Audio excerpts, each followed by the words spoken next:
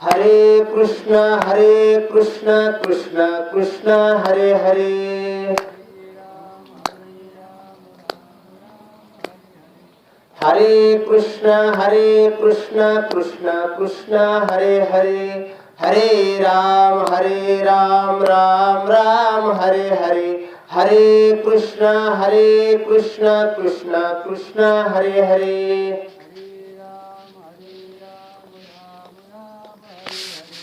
हरे कृष्ण कृष्ण कृष्ण हरे हरे, हरे राम राम राम हरे हरे, हरे कृष्ण कृष्ण कृष्ण हरे हरे, हरे राम राम राम हरे हरे, हरे कृष्ण कृष्ण कृष्ण हरे हरे, हरे राम राम राम हरे हरे, हरे कृष्ण कृष्ण कृष्ण हरे हरे, पुंडलिका वरदे हर विठ्ठल, श्री ज्ञानदेव तुकाराम, पंढरीनाथ भगवान की जय, माऊली ज्ञानेश्वर महाराज की जय.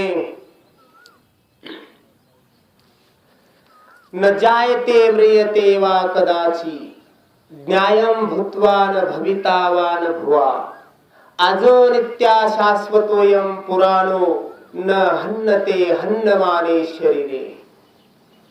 गुरुर्ब्रह्मा गुरुर्विष्णू गुरुदेवो महेश्वरा, गुरु साक्षात परब्रह्म, तस्मै श्री गुरुवे नमः. मनोजवं मारुततुल्यवेगं, जितेन्द्रियं बुद्धिमतां वरिष्ठं, वातात्मजं वानरयुद्धमुख्यं, श्रीरामदूतं शरणं प्रपद्ये. ओम नमो जियाध्या वेद प्रतिपाद्या, जय जय स्वसंवेद्या आत्मरूपा. ओम नमो जी शिवा परिमित्ता, आदि अनादि मायातीता, पूर्ण ब्रह्मानंद शाश्वता, हेरंबता जगद्गुरु. न जायते म्रियते वा कदाची, ज्ञायं भूत्वा न भविता वा न भुवा, आजो नित्या शाश्वतोयं पुराणो, न हन्नते हन्नमाने शरीरे. प्रस्तुत प्राप्त प्रसंगी सेवेसाठी निवडलेला श्लोक भगवत गीता ग्रंथातील दुसरा अध्याय आणि 20 क्रमांकाचा श्लोक आज आपण या ठिकाणी प्रवचन रूपी सेवेसाठी निवडलेला आहे. आज जी प्रवचन रूपी सेवा माझ्या वाट्याला आलेली आहे ते आमचे मित्र राहुल महाराज चेंचरे आणि बाबा महाराज मोरे यांच्याकडून मला मिळालेली ही प्रवचन रूपी सेवा आहे. आणि प्रवचन रूपी सेवा जी आहे, निर्मळ पिंपरी या गावामध्ये राहणारे कैलासवासी बाळासाहेब सुखदेव पाटील निर्मळ हे गेली 10 दिवसापासून आपल्यातून निघून गेलेले आहेत. आणि त्यांच्या दशक्रिया विधीनिमित्त या ठिकाणी तुम्ही आम्ही सर्वजण जमलेलो आहोत. त्यांच्या पाठीमागे त्यांची पत्नी वैशाली बाळासाहेब निर्मळ, मुलगा वैभव बाळासाहेब निर्मळ आणि मुलगी वर्षा बाळासाहेब निर्मळ, भाऊ आहे राजेंद्र सुखदेव निर्मळ, रमेश सुखदेव निर्मळ आणि बहीण आहे शांताबाई, नंदाबाई, मंदाबाई. असा हा मोठा परिवार आहे. आणि या परिवारावर जे अचानक दुःख कोसळलेलं आहे, त्या दुःखातून सावरण्यासाठी आणि त्यांची जी दशक्रिया विधीनिमित्त या ठिकाणी जमलेलो आहोत आपण. आणि त्या या ठिकाणी प्रवचन रूपी सेवा माझ्यासारख्या पामराच्या वाट्याला आलेली आहे. ती यथामती यथाशक्ती आपण ती सेवा करण्याचे प्रयत्न करणार आहोत. आणि या सेवेसाठी अत्यंत महत्वाचा असा श्लोक भगवद्गीतेतील आपण घेतलेला आहे. दुसरा अध्याय आहे आणि 20 क्रमांकाचा श्लोक आहे. या श्लोकाचा जो अर्थ आहे तर न जायते म्रियते वा कदाची ज्ञायम भूतवान भवितावान भुवा. भगवंत अर्जुनाला उपदेश करत असताना या श्लोकामध्ये असं सांगतात का अरे अर्जुना, या जगामध्ये दोन असे तत्व आहेत. समजण्यासाठी समजून घ्या विषय का दोन तत्व कोणते आहेत. तर एक डोळ्यानं दृश्य वस्तू या जगतामध्ये आहेत आणि दुसरी म्हणजे अदृश्य अशी वस्तू आहे.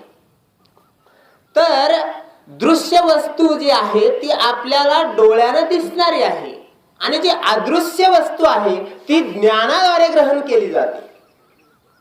ती या डोळ्यानं दिसल्या जात नाही पण अनुभवजन्य आहे.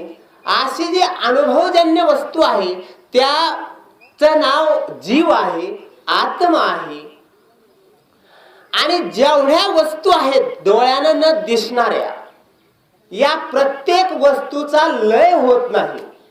ह्या वस्तू कधी उत्पन्न होत नाहीत आणि कधी जातही नाही. ते परमतत्व आहे आणि हे परमतत्व समजण्यासाठी आपल्याला बुद्धीची आवश्यकता आहे, ज्ञानाची आवश्यकता आहे. नुसती बुद्धी असून चालत नाही, त्याच्या ठिकाणी ज्ञान असलं पाहिजे. म्हणून ज्या मनुष्याला ज्ञान झालेलं आहे असा मनुष्य कोणत्याही गोष्टीबद्दल शोक करत नाही, कारण त्याची मोह मायातून निवृत्ती झालेली असते. आणि असा मनुष्य जर असेल तर तो कोणत्याही गोष्टीचा खेद करत नाही. नको खेद करू कोणत्या वस्तूचा, पती लक्ष्मीचा जाणत आहे. भगवंत हे सर्व काही जाणत आहे. म्हणून कोणत्याही गोष्टीचा आम्हाला खेद करण्याची गरज नाही किंवा शोक करण्याची गरज नाही.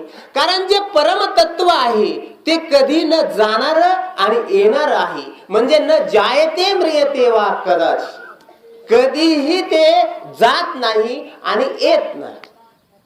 हे अदृश्य तत्वाचं वर्णन मी तुम्हाला सांगत आहे का जो जीव आहे तो अदृश्य आहे, तो न दिसणार आहे पण आहे नक्की. आम्ही जे हालचाल करतो आहोत तर ती जीवामुळे करत आहोत का शरीर हालचाल करतं? शरीर हे हालचाल करत नाही. हे शरीर जे आहे तो जड पदार्थ आहे आणि आत्मा किंवा जीव जो आहे तो सूक्ष्म पदार्थ आहे आणि परमात्मा याच्याही पलीकडे आहे. तो ज्ञानाद्वारे ग्रहण केला जातो. म्हणून सर्वच साधू संतांचं असं म्हणणं आहे का तुम्ही जर परमात्मा जाणून घेतला, परमेश्वर जर जाणून घेतला तर तुम्हाला दुःख होण्याचं काही कारण नाही. आणि त्या योगाने आपल्याला शरीराचा सुद्धा अभ्यास करायचा आहे. कारण जी चेतना शक्ती आहे ती या शरीरामध्ये वास्तव करत आहे आणि त्या चेतना शक्तीला आपल्याला परमार्थ प्राप्त करून परमार्थिक मार्गातून आपल्याला आत्मा या स्वरूपापर्यंत त्या जीवाला न्यायचं आहे.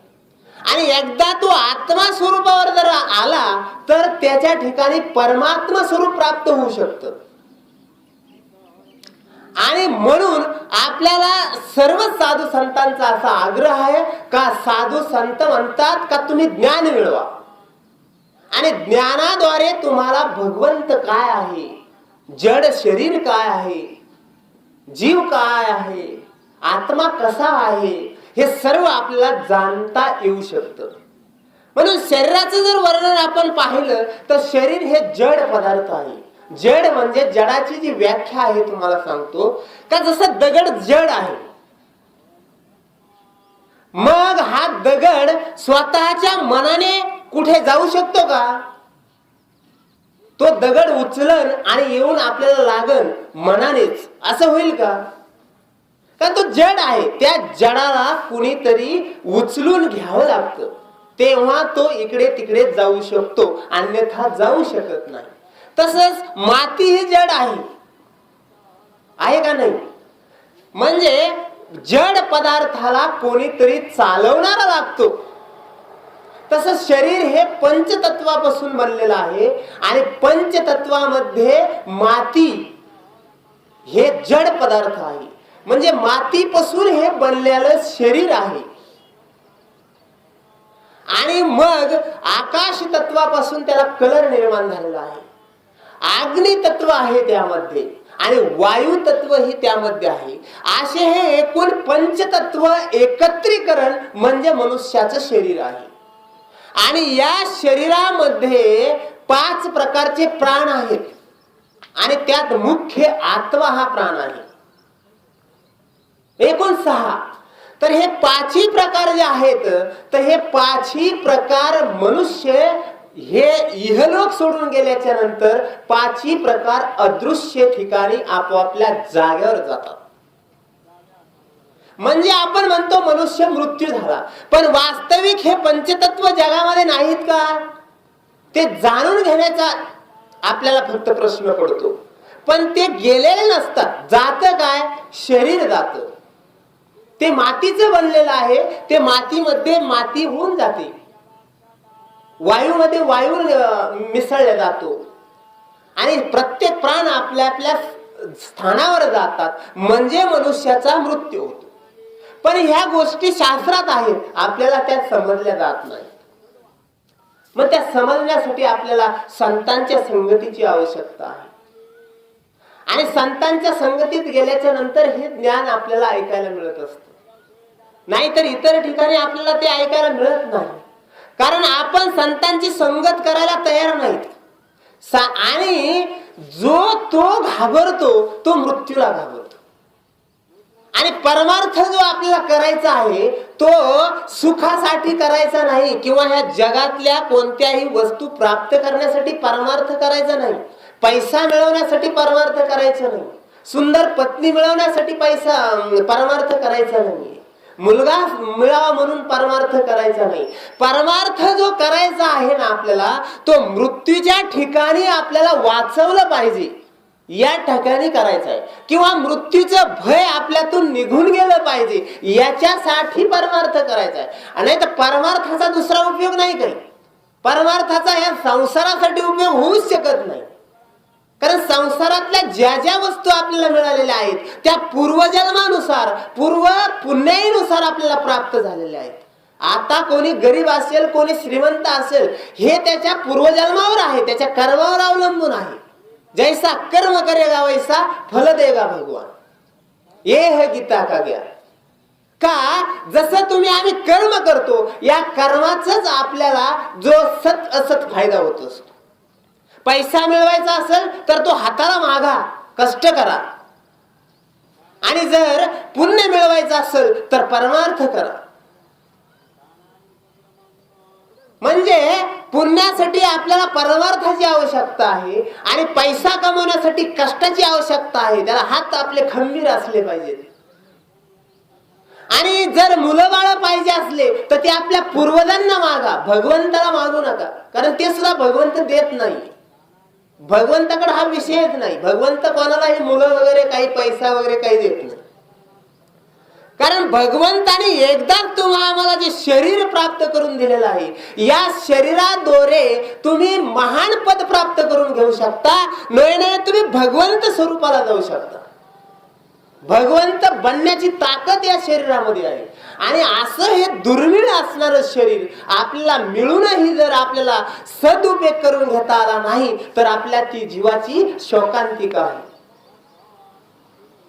म्हणून आपल्याला साधू संत या ठिकाणी जागा करतात, स्वतः सावध होतात आणि इतरांनाही सावध करतात. तुकाराम महाराज एके ठिकाणी म्हणतात, सावध झालो सावध झालो सावध झालो सावध झालो हरिचालो जागरणा. हरिचालो जागरणा जेथे वैष्णवांचे भार जय जयकार गरजत असे. सावध झालो हरीच्या आलो जागरणा जेथे वैष्णवाचे भार जय जयकार गरजत असे. ज्या ठिकाणी अखंड जय जयकार चालू आहे भगवंताचा या ठिकाणी आता मी आलेलो आहो. आणि आता मला कशालाही घाबरण्याची आवश्यकता नाही. कारण मनुष्य शरीरात आल्याच्या नंतर आपल्याला शरीर सोडून जरी जावं लागलं तरी प्रत्येकाच्या मनामध्ये जिवंत आपण राहू शकतो. आपण हे कमवायचे, पण आपण हे कमवत नाही. आपण पैसा कमवतो, इस्टेट कमवतो, बंगले बांधतो. म्हणजे जी जाणारी आणि येणारी वस्तू आहे ती आपण कमवतो, पण जी कधीही जात नाही त्या वस्तूचा आपण कधी विचारही करत नाही. तुम्ही पहा, ज्ञानेश्वर महाराज म्हणतात का उपजे ते नाशे, नाशिले ते पुनरपी दिशे, हे घटिका यंत्र जैसे परिभ्रमेगा. काय म्हणतात ज्ञानेश्वर महाराज? ज्ञानेश्वर महाराज म्हणतात डोळ्यानं दिसणारी प्रत्येक वस्तू या ठिकाणाहून जात असते आणि पुन्हा काही दिवसाने परत या ठिकाणी ती येत असते. म्हणजे ती कायमस्वरूपी न टिकणारी वस्तू आहे. हे दृश्य जगत जे आहे, ह्या जगतामधली कोणतीही वस्तू घ्या, तुम्ही कोणती वस्तू घ्या, का तिचा एक दिवस नाश ठरलेला आहे. कारण जी उत्पन्नीय वस्तू आहे त्याच्या ठिकाणी नाश आहे आणि जी अनुत्पन्नीय वस्तू आहे ती कधीही नाश पावत नाही. म्हणून तर न जायते म्रियते वा कदाचित, कधीही न जाणारा आणि येणारा असा जो आत्मा आहे तो जीव स्वरूपाने ह्या भूतलावर आलेला आहे आणि तो हे सत असत कर्म करत आहे. पण ज्यानं सत्कर्म केलेला आहे तो कधीही ह्या इहलोकातून निघून जात नाही, तर तो सत्कर्माद्वारे तो ह्या जगतामध्ये कायम स्वरूपी राहतो. तुका म्हणे सत्य कर्मा व्हावे साहे, घातली या भय नरका जाणे. जर तुम्हाला आम्हाला मोक्षाची आवश्यकता असेल तर सत्कर्म आपल्या हातून घडलं पाहिजे. आणि जर आपल्याला नरकामध्ये पचायचं असेल तर आपल्याकडून मग वाईट कर्म त्याला आहेतच. ते काय सांगावं लागतात का करायचे? माणसाला चांगलं करायचं सांगावं लागतं, पण वाईट करायचं सांगावं लागत नाही. शिक्षण घेण्यासाठी शाळा आहेत, संस्था आहेत मोठ्या मोठ्या, पण वाईट काही शिकायसाठी काही शाळा आहेत का? पण वाईट आपल्याला लवकर अवगत होतं, पण चांगलं हाणून मारून अवगत करावं लागतं का नाही?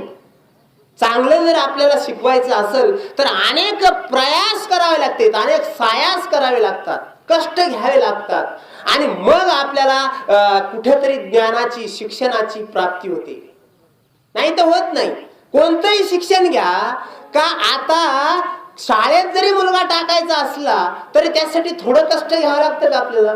किंवा त्या मुलाला थोडा अभ्यास करावा लागतो का इंजिनियर बनण्यासाठी, डॉक्टर वकील बनण्यासाठी? आई वडील घरदार सगळं सोडून द्यावं लागतं आणि कुठेतरी दूर पुण्यासारख्या शहरात कॉलेजला जावं लागतं. आईची माया तोडल्या जाती, वडिलाची माया तोडल्या जाती. हे एक प्रकारचे कष्ट आहेत, हाल आहेत आणि काबाड कष्ट आई वडील करून तर पैसा पुरवावा लागतो मुलांना आणि मग ते शिक्षण घ्यावं लागतं. पण जर वाईट करायचं असलं तर असं काही करावं लागतं का? वाईट करायला असं काही करावं लागत नाही. वाईट कोणतेही काम आपल्याला आपोआप अवगत होतं. त्याला कोणी शिक्षक लागत नाही, कोणी सर लागत नाही, कोणी महाराज लागत नाहीत, काही नाही, ते आपोआप होतं. पण चांगलं शिक्षण घेण्यासाठी, चांगलं कर्म करण्यासाठी आपल्याला चांगलं शिक्षण घ्यावं लागतं आणि त्यासाठी कष्ट सोचावं लागतात. हा दगड आहे ना, दगडाचीच देवाची मूर्ती तयार होते, पण त्याला हातुड्याचे घाव सोसावं लागतात. छनीनं अगोदर त्याला घडवावं लागतं आणि मग आपल्याला चांगली बुद्धी निर्माण होते, का देव पण प्राप्त होतं. तसं आपल्याला कोणतंही चांगलं शिकण्यासाठी आपल्याला काहीतरी कष्ट करावे लागतील. मग परमार्थ करायचा असेल तरी कष्ट करावं लागतं आणि प्रपंच करायचा असला तरी कष्ट करावं लागतं. दोन्ही गोष्टी एकच आहेत, समजल्या जात नाहीत लवकर माणसाला. माणूस प्रपंचिक आहे ना, तो प्रपंचिक माणूस सतत एखादा जर महाराज भेटला तो म्हणतो जय हरी महाराज, तुमचं बरं आहे बा, 1 तास प्रवचन करायचं आणि त्याच्यातून मानधन मिळतंय तुम्हाला आणि तुमचं काय कष्ट नाही, काय नाही, फार काही चांगल्या गोष्टी येतात, प्रपंचातला माणूस म्हणतो. आणि महाराज मंडळी सुद्धा काही काही असं म्हणतात, काय नाही भाऊ, आमच्यापेक्षा तुम्ही बरे आहेत. पण महाराज जरी असं म्हणत म्हणलं आमच्यापेक्षा तुम्ही बरे आहेत, हे समाजाला पटत नाही महाराज. समाजाला वाटतं नाही नाही, तुम्हाला काय काम आहे, पांढरे कपडे, रुमाल, फेटा बिटा, मार कीर्तन करताय आणि सगळे लोक चाकरी करतात चांगलं, आणि तुमच्यासारखं काय बाबा, तुम्ही काही करू शकता. पण याच्या पाठीमाग काय कष्ट सोसावं लागतात. संत म्हणतात, तुकाराम महाराज म्हणतात का बा, कोणतेही जर आपल्याला एखादा व्यक्ती समजून घ्यायचा असेल तर त्याच्यासारखं आपल्याला व्हावं लागतं, त्याच्याशिवाय कळत नाही. पहा तुम्ही, आता ज्यांच्यावर दुःख आलेलं आहे, ते दुःख ज्याच्यावर आलं त्याला समजलं, दुसऱ्याला ते समजू शकत नाही. चाहे आपला मुलगा जरी असला तरी तो बापाचं दुःख ओळखू शकत नाही, आईचं दुःख ओळखू शकत नाही. कारण तुम्हाला सांगतो, जर आपलं बोट तुटलंय तर ह्या बोटाची आग तुम्हाला होणार आहे का? जर माझं बोट तुटलंय तर आग तुम्हाला होणार आहे का? लय झालं तर मी तुमच्या समोर रडल पडल, अरे रे माझी फार आग होते, माझं फार त्रास होतोय मला, असं मी शब्दात कितीही तुम्हाला सांगण्याचे प्रयत्न करीन, पण ह्या वेदना तुम्हाला जाणवत्यात? कशाने जाणवत्यात? जाणवू शकत नाही. तुम्ही फार तर हळहळ व्यक्त करताल, खरंच ह्या माणसाचे फार हाल होतात, पण त्या वेदना मात्र तुम्हाला होऊ शकत नाही. म्हणजे ज्याचं त्याचं दुःख ज्याला त्यालाच आहे, पण त्या अशा दुःखातून आपल्याला समोरचा माणूस तारू शकत नाही, कारण ते वेदना घेऊ शकत नाही. फार तर तो आपल्या सुखात सामील होऊ शकतो, पार्टीला हॉटेलमध्ये येऊ शकतो, आपल्या संग आईस करू शकतो, खाऊ पिऊ शकतो, पण तो दुःख आपलं घेऊ शकत नाही. का घेऊ शकन? म्हणजे तो दुःख आपलं घेऊ शकत नाही. जगातला कोणताच व्यक्ती आपलं दुःख घेऊ शकत नाही. घेऊ शकतो का? संत नाही घेऊ शकत, आणि देव नाही घेऊ शकत, आणि माणसं सुद्धा घेऊ शकत नाही. याच्यातून फक्त एक ज्ञानच आपल्याला तारू शकतं त्या दुःखातून. कारण मृत्यूच्या सवयी आपल्याला जे दुःख होत असतं ना, कारण प्रत्येक जण मृत्यूला घाबरतो. का घाबरतो? 100 वर्षे जगूनही जो त्रास आपल्याला झाला नाही, इतका त्रास मरतावेळी होतो आपल्याला, जर आपण सत्कर्म केलेलं नसेल तर. आणि सत्कर्मातला माणूस हसत हसत मृत्यूला सामोरा जातो, ज्याच्या ठिकाणी ज्ञान झालेलं आहे. आणि प्रपंचातला माणूस वेदना भोगत असतो, हाल भोगत असतो. 4 प्रकारचं दुःख सांगितलं शास्त्रामध्ये, आणि 4ही प्रकारचं दुःख एका वेळी भोगता येतं, ते मृत्यूचं ठिकाण आहे. आता जर जिवंतपणे आपल्याला जे दुःख आहेत ते सर्व दुःख संगच नाहीयेत, एक एक दुःख आहे ते, पण मरता वेळेस जे आपल्याला दुःख प्राप्त होतं ते 4ही प्रकारचं दुःख एका वेळी भोगायला मिळतं. आणि या दुःखातून सोडवण्यासाठी आपल्याला ज्ञानाची आणि परमेश्वराची आवश्यकता आहे. मग त्या ठिकाणी कोणीही सोडू शकत नाही. संसारातला कोणताही व्यक्ती त्या ठिकाणी आपल्याला काम येऊ शकत नाही. पण ह्या सगळ्या शास्त्रातल्या गोष्टी प्रत्यक्षात आपल्याला अनुभवता येत नाही. म्हणून या ठिकाणी एक हृदय पाहिजे संतांचं, किंवा हृदयात कळवळा पाहिजे, किंवा मग आपल्याला एक जिज्ञासा धारण झाली पाहिजे. जिज्ञासा झाली पाहिजे. जिज्ञासा म्हणजे एक शोध बुद्धी निर्माण झाली पाहिजे. शास्त्रज्ञाला आपण जिज्ञासू म्हणू शकतो, ते शोध लावतात. तसं ज्या माणसाला तळमळीनं शोध बुद्धी प्राप्त झाली त्याला जिज्ञासू म्हणतात. कारण भगवद्गीतेमध्ये 4 प्रकारचे भक्त सांगितले, त्याच्यात जिज्ञासू आणि ज्ञानी भक्त श्रेष्ठ सांगितलेला आहे. सर्वात श्रेष्ठ ज्ञानी, अर्थार्थी आणि जिज्ञासू आणि ज्ञानी असे 4 प्रकारचे भक्त आहेत. जगामध्ये तुम्ही आम्ही सर्वजण भक्त आहोत, पण 4 प्रकारामध्ये विभागले गेलेलो आहोत. 4ही प्रकारामध्ये ज्ञानी भक्त श्रेष्ठ आहे, आणि ज्ञानी होण्यासाठी जिज्ञासू असावं लागतं. म्हणून 2 नंबरला सुद्धा महत्व आहे जिज्ञासूला. पण अर्थ आणि अर्थार्थी हे 2 ह्या संसारामध्ये गटांगळ्या खातात. कारण अर्थ जो भक्त आहे तो संकटकाळी भगवंताला हाका मारतो, का रे भगवंता मला याच्यातून वाचव. आणि अर्थार्थी जो भक्त आहे तो फक्त पैशाच्या अपेक्षाने परमार्थ करतो, भक्ती करतो. आणि एक संकटकाळी भक्ती करतो, भगवंताने मला वाचव. आणि जिज्ञासू जो आहे तो एखाद्या वस्तूचा शोध घेण्यासाठी देवाचं सहकार्य घेतो. सकाळी उठतो आणि आपलं धंदा चांगला चालावा, दुकान चांगलं चालावं म्हणून तो दुकान उघडल्या उघडल्या झाडलोट करतो आणि देवाला अगरबत्ती ओवाळतो. भगवंता, माझा आता इळभराचा व्यवहार चांगल्या रीतीने चालू दे. म्हणजे स्वार्थासाठी एक भक्ती करतो हा जिज्ञासू आहे. किंवा अर्थार्थी हा व्यक्ती स्वार्थासाठी भक्ती करतो का माझा जो कारोबार आहे तो व्यवस्थित चालावा म्हणून तो भगवंताची भक्ती करतो. आणि जिज्ञासू जो आहे तो शोध लावण्यासाठी भक्ती करतो. शास्त्रज्ञ लोक आहेत ना, हे सुद्धा भक्ती करतात, देवाला उदबत्ती लावून त्यांचं कार्य सुरू करतात, पण त्यांना शोध लावायचा अनुभव निर्माण करण्यासाठी, शोध लावायचा पृथ्वीत काय आहे शोधण्यासाठी.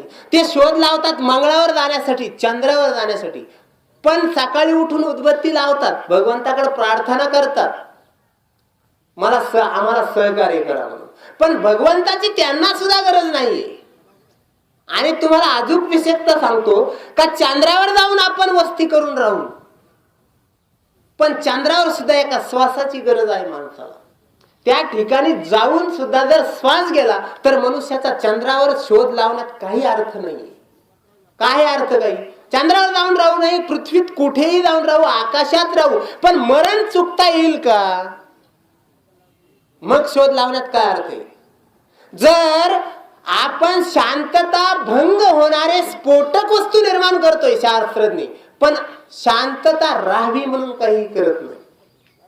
आणि परमार्थ आणि शास्त्र भगवद्गीतेसारखं हे शांततेसाठी आहे. आणि जगात जर पाहिलं ना महाराज, तर इतकं आपण अनुभवतोय, संपत्ती अनुभवतोय, पत्नी अनुभवतोय, मुलं अनुभवतोय, जग अनुभवतोय, मित्र अनुभवतोय, चांगल्या चांगले पदार्थ खाऊन अनुभवतोय ना. सर्व हे मिळून सुद्धा अशांतता आहे मनुष्यामध्ये. दुर्मिळ असा आम्हाला मिळालेला हा मनुष्य देह हा शांत नाहीये, शांत.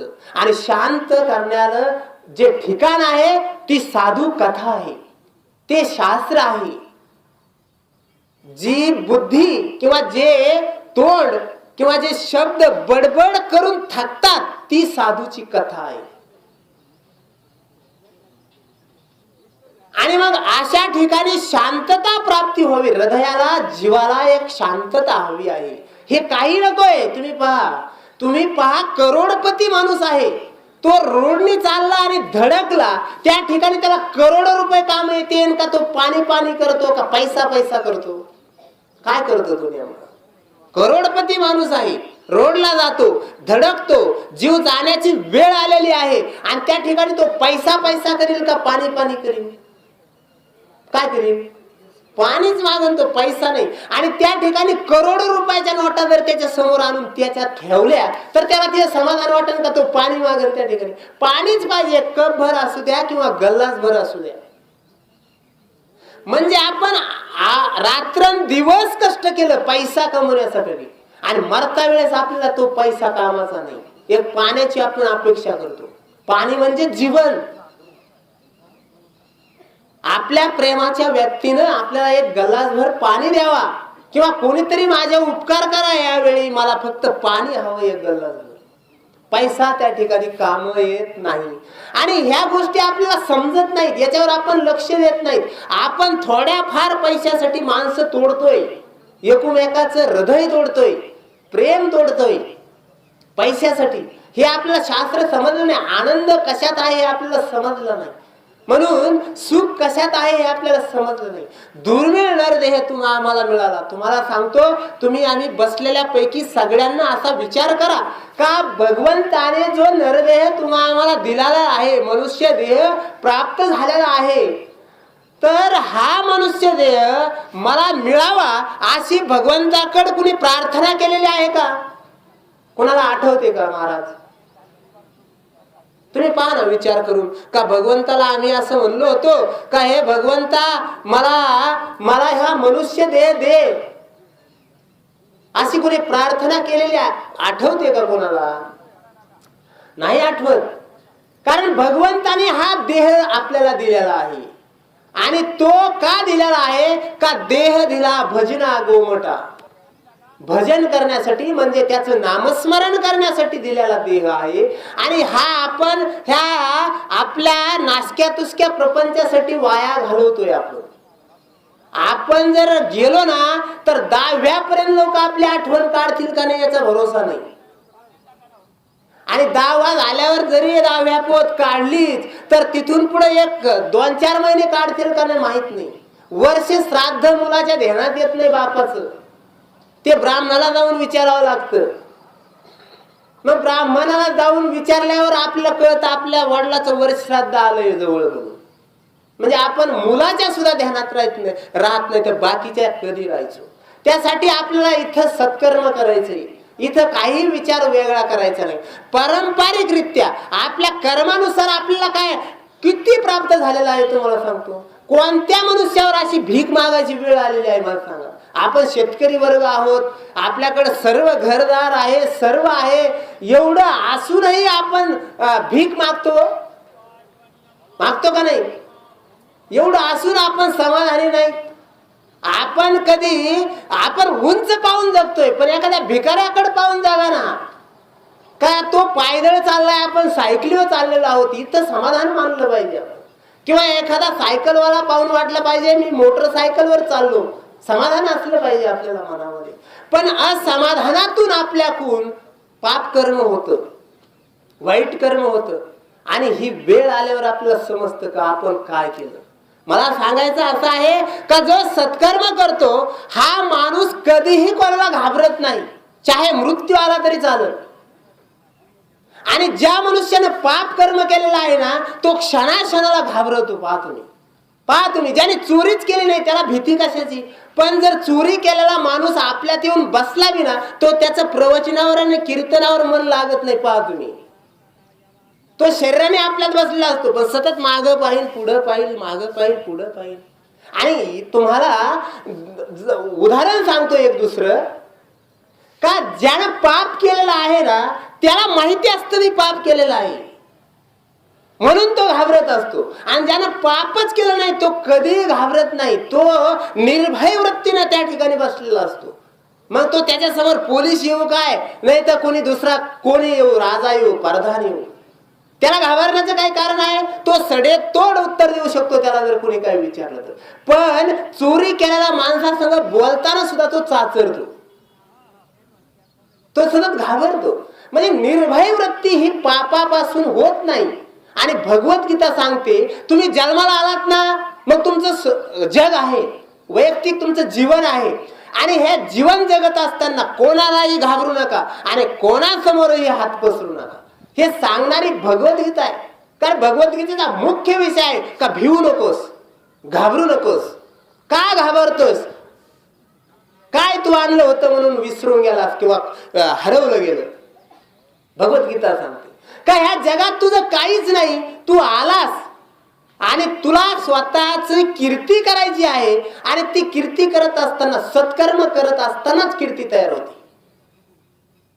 सत्यकर्म आणि सत्य कर्मांना सहकार्य करा. जरी आपल्याकडून कर्म चांगलं घडत नसेल, आपल्याला वेळ मिळत नसेल समजा, तर आपण सत्कर्म करणाऱ्या लोकांना सहकार्य करून आपण परमार्थ करू शकतो.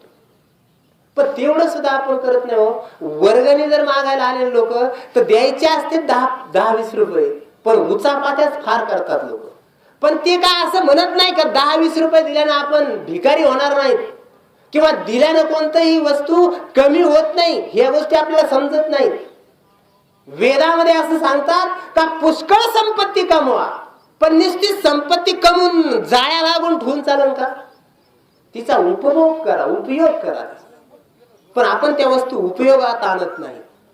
पुष्कळ पैसा कमवा आणि धार्मिक ठिकाणी दान धर्म करा किंवा एखाद्या गरीबाच्या प्रपंचासाठी मदत करा, एखाद्या गरीब मुलाला शिक्षणासाठी मदत करा. दान दिल्याने वाढतं, दान दिल्याने कमी होत नाही. तुम्ही पहा येरीतून कितीही पाणी उपसा, येरीतून कमी होतं का? कारण ते मूळ भरलेलं आहे. पण आपणच वरपंखी, आपल्याकडे पैसा अधुरा, आपल्याकडे आपलं सगळं काही अधुर, आणि अधुऱ्या गोष्टी असल्यावर आपल्याला भीती वाटते का आता जाईल परत मला मिळेल का नाही.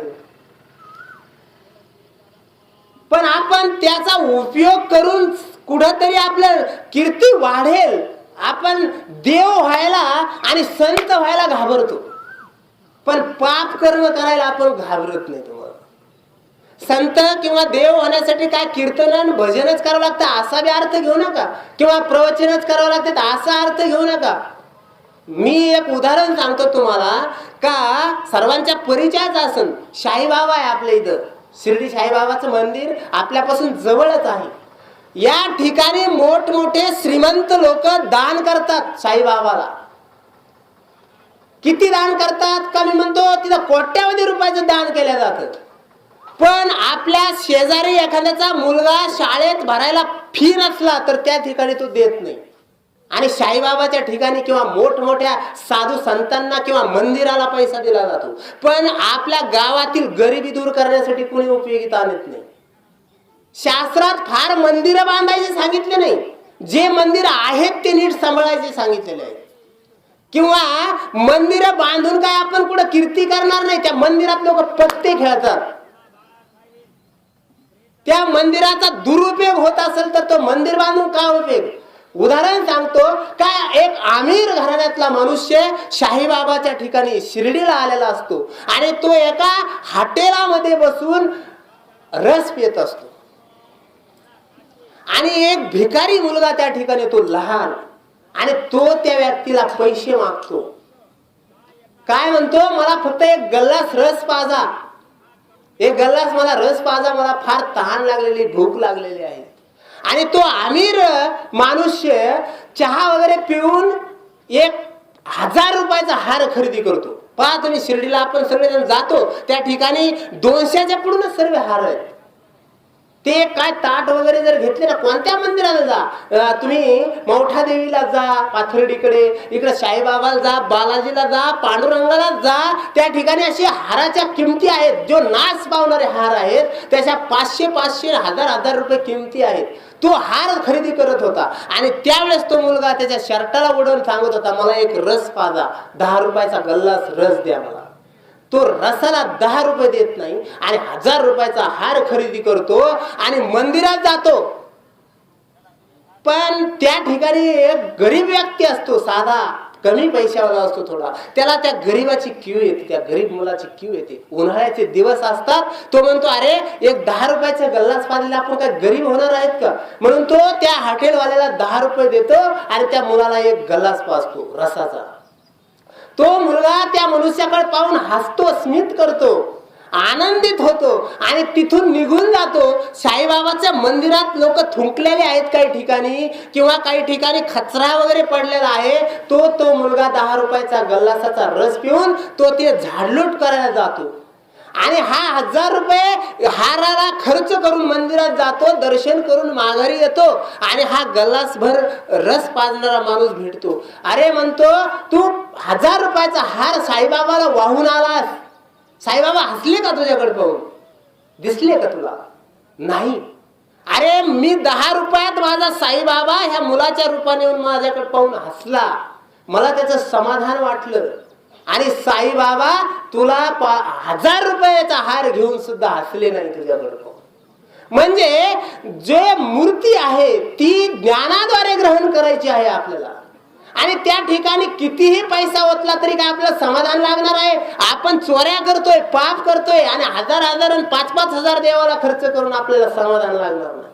पण तेच समाधान तुम्ही सत्कर्म करून पहा, देणारा माणूस सतत आनंदी आहे, तुम्हाला सांगतो. कारण त्याला एक अशी स्मृती तयार होते, असं एक आनंद वाटतो का मी काहीतरी सत्कर्म केलंय, आणि या आधारावर मृत्यूच्या वेळेची भीती नष्ट होत असते.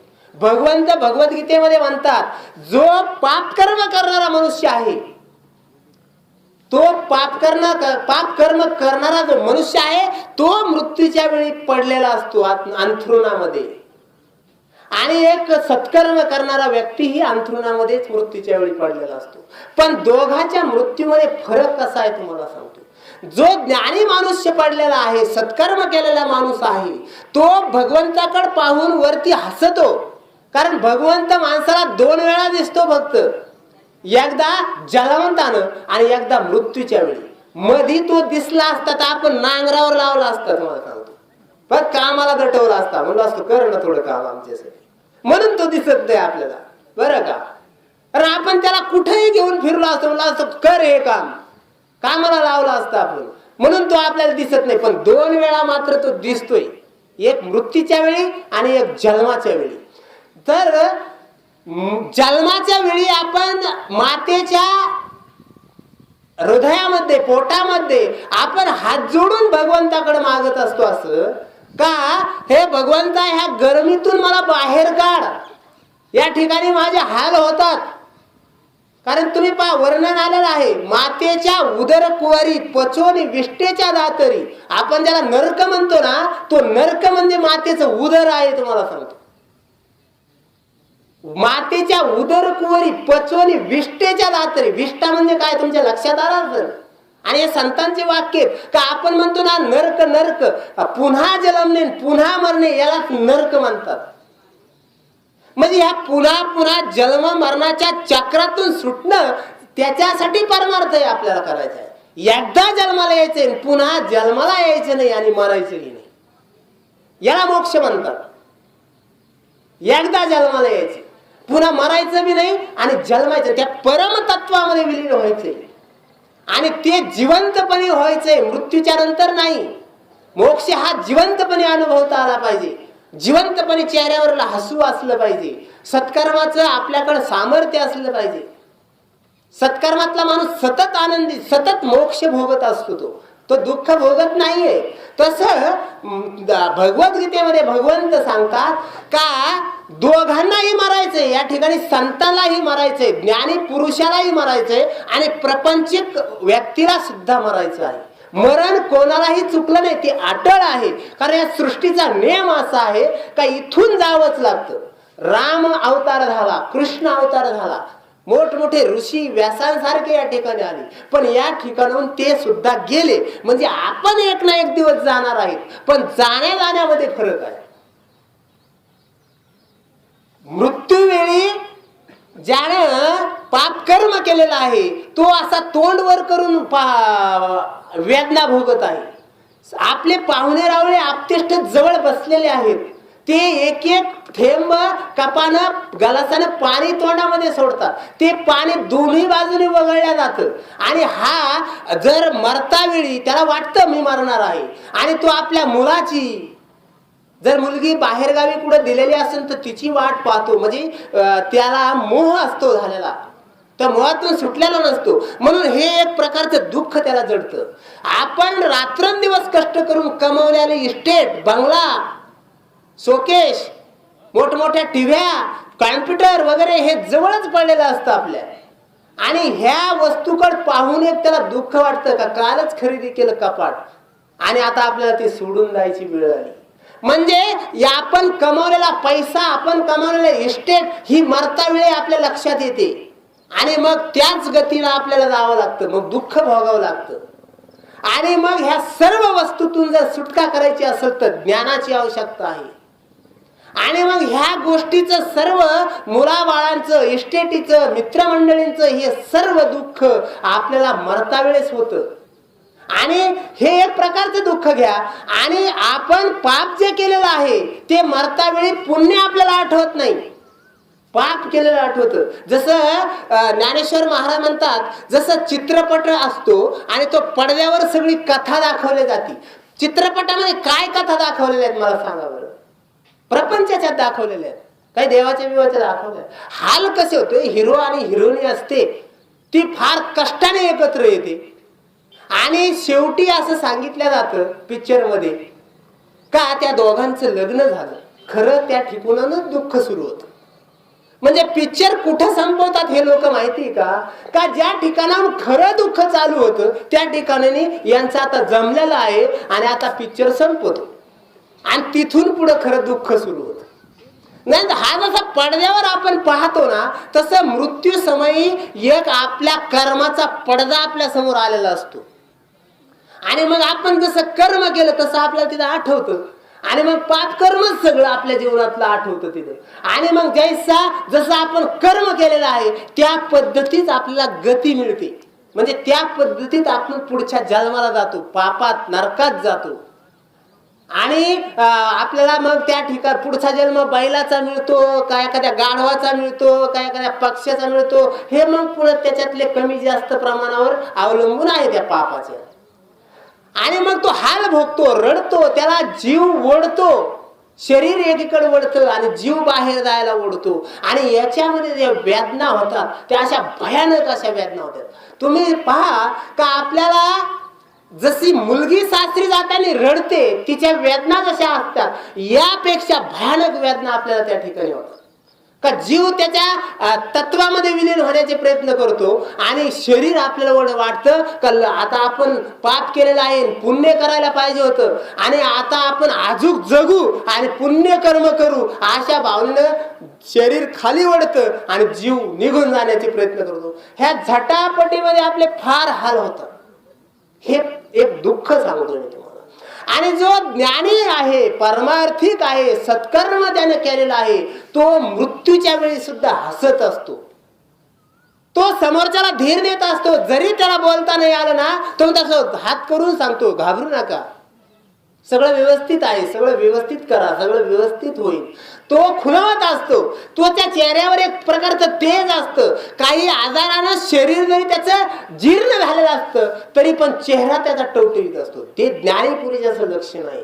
आनंदी चेहरा असतो, तो मरणाला असं छाती पुढं करून जात असतो.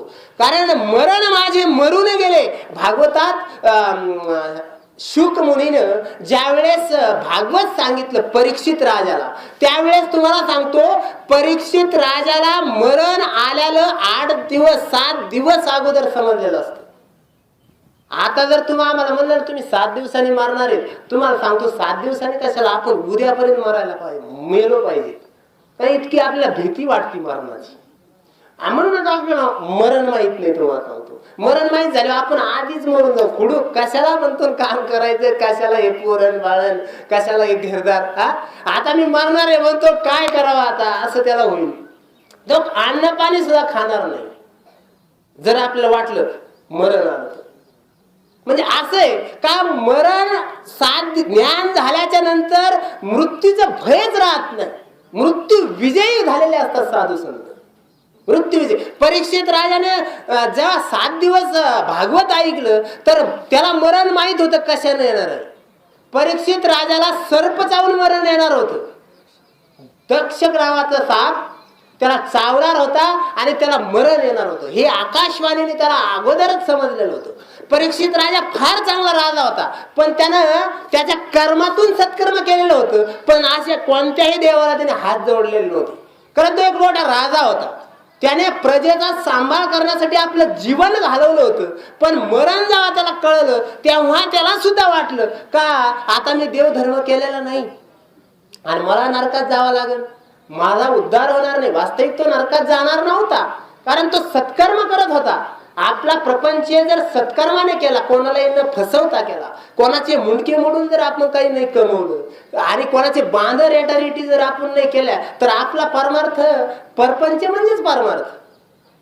पण आपला हाव वाढलेली ना, कुणी बांध रेटतील, कुणी लोकांचे पार जमिनी लुटतील, बळच कूळ लावून घेतील, फार त्याच्या फार कोर्टात पैसे घालतील, पण त्या पैशाचा प्रपंचासाठी उपयोग करणार नाहीत, सत्कर्मासाठी उपयोग करणार नाहीत. अशी आपल्याला हाव आहे, आपल्याला अशी इच्छा आहे. पाप कर्म होतं याच्यातून. इच्छा कमी केला का पाप वाचत, पाप होतच नाही. म्हणजे परीक्षित राजाला ज्यावेळेस असं समजलं त्यावेळेस त्याला सुद्धा वाटलं का मला आता मृत्यू येणार आहे, कसं वाचावं. म्हणून त्याने शुक मुनीकडे जातात. शुक मुनीला सांगतात का मी प्रपंचातून मला वेळ मिळाला नाही, माझ्या हातून सत्कर्म झालं नाही आणि मला आता मृत्यूतून कोण वाचवील. तेव्हा शुक मुनी उपदेश करतात का तू 7 दिवसाचं भागवत ऐक. आणि जेव्हा 7 दिवस भागवत ऐकतो परीक्षित राजा, त्यावेळेस त्याला जो चावणारा साप असतो तो 7व्या दिवशी येशीमध्ये येऊन उभा राहिलेला असतो. आणि तो भागवत चालू असतो, त्यामुळे तिथे तो साप जात नाहीये, तो साप वेशीमध्ये असतो. ज्यावेळेस भागवताचं पारायण पूर्ण संपत्ती कथा, त्यावेळेस परीक्षित राजा म्हणतो, आता जो तो तक्षक नावाचा जो साप आहे ना, तो मला पालखीत घालून वाजत गाजत माझ्याकडे घेऊन या, मला तो चावू द्या आणि मग मरू द्या. कारण अशी त्याची बुद्धी आणि असं त्याला ज्ञान प्राप्त होतं का न जायते म्रियते वा कदाची न्यायम भूत्वान भवितावान भुवा आजो नित्या शाश्वतोयम पुराण न हन्नते हन्न माने शरीरे. अरे शरीर जरी मारल्या गेलं, शरीर जरी जाळल्या गेलं, शरीर जरी भिजवलं, शरीराला कुठलाही काहीही जरी केलं, शास्त्राने त्याला मारलं बी तरी शरीर जातं. मी आत्मा कधीही मरणार नाही, मी जीव सतत जिवंत आहे, कधीही मी मृत्यू पावणार नाही. हे ज्ञान त्याला ज्यावेळेस होतं त्यावेळेस तो सर्प पालखीत घालून वाजत गाजत त्याच्याकडे आणला जातो आणि तो म्हणतो, मरण माझे मरून गेले, आता मी कधीही मरणार नाही, सतत मी जिवंत असणार आहे. हे ज्ञान त्याला प्राप्त होतं. कारण तुम्हा आमचा जो जीव आहे ना, हा जीव त्या परम तत्व भगवंताचा अंश आहे. ममंशा जीव लोकेशा जीव भूता सनातना. हा जीव त्या भगवंताचा अंश आहे आणि भगवंत हा अंशांशी आहे आणि त्या भगवंताचाच एक हिस्सा अंश रूपाने तुम्ही आम्ही आहोत. हे ज्ञान जेव्हा आपल्याला प्राप्त होईल तेव्हा आपल्या सर्व दुःख बाजूला जातील. जगातलं कोणतंही दुःख त्या ज्ञानी पुरुषाला ग्रासल्या जात नाही. तुम्ही पहा, जिवंतपणे समाधीला बसतात ज्ञानेश्वर महाराज. आपण मेल्यावर मरायच्या वेळेस सुद्धा आपल्याला मरू वाटत नाही आणि ज्ञानेश्वर महाराज स्वतः समाधीत जाऊन बसतात. हे कोणता प्रकार आहे? हा ज्ञानाचा प्रकार आहे. कारण आता माझं कार्य झालेलं आहे जगात. आता ह्या मलिन जगामध्ये जगून काय उपयोग आहे? 16व्या 22व्या वर्षी समाधीला ज्ञानेश्वर महाराज बसतात. ही ताकद त्या ज्ञानाची आहे. म्हणून तर ज्ञानियांचे राजे ज्ञानेश्वर महाराज. ज्ञानियांचा राजा गुरु महाराज म्हणती ज्ञानदेव तुम्हा ऐशी. असे ज्ञानाचे देव ज्ञानेश्वर महाराज. हे ज्ञानाद्वारे आपल्याला समजलं गेलं पाहिजे. म्हणून जीव जो आहे ना, तो नैनम छंदंती शस्त्रांनी नैनम दहंती पावका न चैनम क्लेदेन त्यापो न सोसयंती मारुता. अरे अर्जुना, हा जीव अग्नीनं जाळल्या जात नाही. आपण प्रेत जाळतो म्हणजे काय, जीव जळतो? जीव जळत नाही, जड शरीर जळतं. आणि मग तो शस्त्राने जर आपण गळा कापला तर काय जीव कापला जातो? अदृश्य तत्व ते कापल्या जात नाही, शरीर कापल्या जात. आणि जर अग्नीनं भिजवला किंवा वाऱ्यानं सुकवला जातो तो अजिबात नाही. वाऱ्यानं सुकत नाही ना पाण्यानं भिजत नाही. न दहंती पावका नाही ना छिंदंती शस्त्रांनी, शस्त्रानं तो कापल्या जात नाही. असा असणारा जो आत्मा परम तत्व हेच तू आहेस. आणि मग तू घाबरतोस कशाला? हा उद्देश भगवद्गीतेमध्ये अर्जुनाला भगवंत करतात का तुझे स्वदेष्ट आपल्या आप्तेष्ट मित्रमंडळी यांना समजून तू जो मोहाने ग्रासल्या गेलेला आहेस ना, त्या मोहातून तू बाहेर निघ. आणि हे जे शास्त्र आहे ना भगवद्गीता, हे शस्त्र युद्ध नव्हतं, हे शास्त्र युद्ध होतं. शास्त्र याला समजून घ्यावं लागतं. बऱ्याचशा गीता समजदारांना सुद्धा गीता समजत नाही का गीता हे काय आहे. का गीता युद्धाला प्रोत्साहन देणारा ग्रंथ असं काही ठिकाणी म्हणतात, काही देशात म्हणतात. पण त्यांना नीटशी भगवद्गीता कळलेली नाही. कारण आपण जो प्रपंचामध्ये हाल भोगतोय ह्या हालालाच युद्ध म्हटलंय. जे आपली धडपड जी चालू आहे सुखाकडे जाण्यासाठी, ही धडपड म्हणजे युद्ध आहे आपल्या जीवनातलं. आणि ज्या मनाच्या ठिकाणी अनेक प्रपंचातले परमार्थातले जीवाबद्दल शरीराबद्दल प्रश्न उद्भवलेले आहेत, ते प्रश्नच अर्जुनाला उद्भवलेले आहेत. ते तुम्हा आम्हाला पडलेले प्रश्न आहेत. आणि ह्या प्रश्नांचं संसारातल्या धार्मिक देवाबद्दल जे प्रश्न निर्माण झाले, ह्या प्रश्नाचं उत्तर देणारी भगवद्गीता आहे. भगवंत देतात. म्हणजे तुमच्या आमच्या सर्वांचं एकमेव ठिकाण ज्या ठिकाणी एकवटलं त्याला अर्जुन म्हणतात. तुमच्या आमच्या जे सर्वांचे मन आहेत ते ज्या ठिकाणी एक झाले त्याचं नाव अर्जुन आहे. आणि त्या मनामध्ये जे प्रश्न उद्भवले आहेत सुखासाठी, देवासाठी, शरीराबद्दल, भगवंताबद्दल, ते प्रश्न तुमचे आमचे सर्व मन एकत्र ठिकाणी जे आलं अर्जुन रूपानं, ते अर्जुन भगवंताला प्रश्न विचारतो आणि त्या प्रश्नाचं उत्तर हा भगवंत देतो. त्याला भगवद्गीता म्हणतात. हे धर्मयुद्ध आहे. आणि मग ह्याच्यातून जे ज्ञान आपल्याला प्राप्त होईल, तो ज्ञान आपलं संसार सुफल करून जाईल. ज्ञानेश्वर महाराज म्हणतात, जेथ द्रव्याधी यागुकिर होती, तेथ ज्ञान यज्ञाची सरी न पावती, सहस्र तारा तेज संपत्ती दिनकरापाशी. जगात अनेक प्रकारचं ज्ञान आहे, पण ह्या सर्व ज्ञानात श्रेष्ठ ज्ञान ज्याला म्हणतात ते अध्यात्म ज्ञान आहे. कारण अध्यात्म ज्ञान हे बद्ध आहे. त्याला सक्रिय करणं म्हणजे विज्ञान, त्याला सक्रिय करणं म्हणजे संत, त्याला सक्रिय करणं म्हणजे भगवंत, त्याला सक्रिय करणं म्हणजेच भक्त. आणि असा जो भक्त आहे तो ह्या देहाबद्दल शोक करत नाही. जे देह जावो अथवा राहो, पांडुरंगी दृढ व्हावो. दृढ असा पांडुरंगाच्या ठिकाणी विश्वास, शरीर जावं अथवा राहो. भगत सिंगाचं तुम्हाला एक उदाहरण सांगतो. भगत सिंग स्वातंत्र्य मिळवण्यासाठी फार कष्ट करतात आणि इंग्रजाच्या काळामध्ये त्याला फासावं जावं लागतं. आणि ज्यावेळेस इंग्रजांनी त्याला कैद केलेलं असतं, त्याला फाशीची शिक्षा होते. फाशीच्या अगोदर आई भेटायला येते, आई रडते. त्यावेळेस तो ज्ञानी पुरुष भगत सिंग म्हणतो, आई तू अशी रडते काय? अरे ह्या देशासाठी प्राण गमावणारा इथून पुढचा प्रत्येक व्यक्ती तुझा मुलगा असेल. माझ्यासारखा एक मुलगा गेला म्हणून काय घाबरतेस? माझ्यासारखी हजारो मुलं तयार होतील आणि ते तुझेच मुलं आहेत असं समज. आणि एक निर्मळ अंतकरणाने, स्वच्छ अंतकरणाने माझा मुलगा एकटा देश स्वातंत्र्य मिळवण्यासाठी झगडतोय आणि ह्या वाईट लोकांनी त्याला फासावर घातलं, त्याला वाचवलं नाही, आणि मी एकटा ह्या जगाचा बाप आहे, हा उपदेश भगतसिंग करतात आईला. का? मी देशासाठी मरतो आहे, मग मी मेलो म्हणून काय उपयोग? आणि अजून एक विशेषता पहा, आईला असं शब्द बोलून, आई म्हणजे माता, कारण तिच्यासारखं प्रेम करणारी जगात आपल्याला कुणीच नाही दुसरी. आई इतकं प्रेम करणार कोणीच नाही जगामध्ये. म्हणजे आई वडिलाला सांभाळलं पाहिजे आपण, त्यांचे विचार मनामध्ये घेतले पाहिजे. रात्रंदिवस ते कष्ट करतात आई वडील, ते फक्त शुद्ध अंत करणारे आणि निरपेक्ष भावनेने मुलावर प्रेम करतात. पण मुलं त्यांच्या जीवावर मोठे सर, शिक्षक, डॉक्टर, वकील, इंजिनियर होऊन सुद्धा त्यांना वेळेवर आई वडिलांची सेवा किंवा आई वडिलांना समाधानी ठेवता येत नाही, ही त्या मुलाच्या जीवनाची शोकांतिका आहे. तो असे मुलं नसले तरी चालते, कारण ज्यांच्या जीवावर आपण जगलोय, लहानचे मोठे झालोय, यांना आपल्याला सांभाळायला वेळ नसेल तर काय जीवनात त्या पैशाला आणि बंगल्याला काय चाटायचे? तर तुम्हाला सांगतो, तर भगतसिंग फाशीवर चढायचा दिवस होता. सकाळी 6 वाजता त्याला फाशी होणार होती आणि 5 वाजता उठून तो व्यायाम करत होता, भगवद्गीता वाचत होता. त्या इंग्रजाचे शिपाई दारात उभा होते.